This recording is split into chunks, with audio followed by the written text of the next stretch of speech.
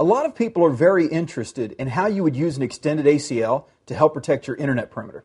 So I have an example here of an extended ACL, which is list number 150, that may be used to at least give you a start on writing an ACL for your internet perimeter router. One thing to realize about this list, there is a lot going on, and your list may require less or more parameters depending upon the size and the needs of your business. What I have here is several very important elements of an access list that will help to protect your internet router. First of all, you'll notice that I do have all of my specific denies at the top.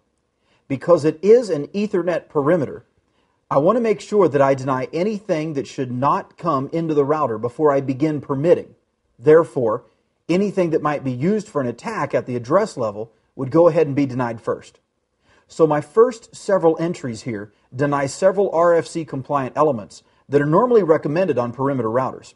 I'm denying any address coming in with 127, indicating a test routine or local address.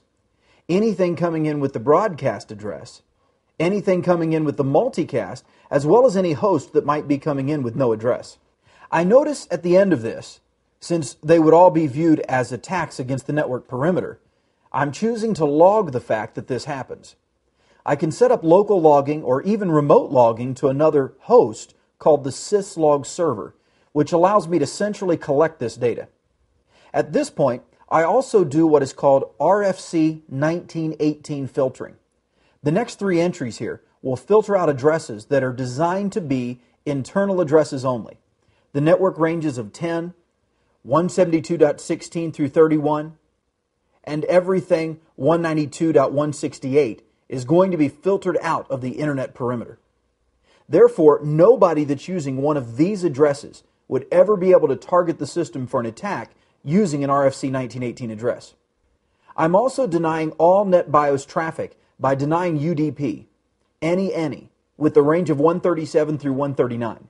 This takes away the NetBIOS sessions, services, name services, and so on that would prevent somebody from using NetBIOS attacks against my network. I then will start to permit any services on my network that are required, such as permitting UDP from any source to my DNS server, permitting the TCP protocol from any source to my destination, which is established, permitting the TCP protocol from any source to any destination, which is established. This allows my inside host to be able to connect out to the internet and to have replies sent back to them. I also see some of the other network services here where I am permitting TCP from any source to my specific hosts that are running mail services, network news, www and FTP, even www with SSL. So I'm providing service access through my internet perimeter to my appropriate public resource. In addition, I'm permitting the ICMP protocol from any source to any destination for the purposes of echo reply. What this does is it specifically allows my inside host to be able to ping internet hosts and receive an echo reply.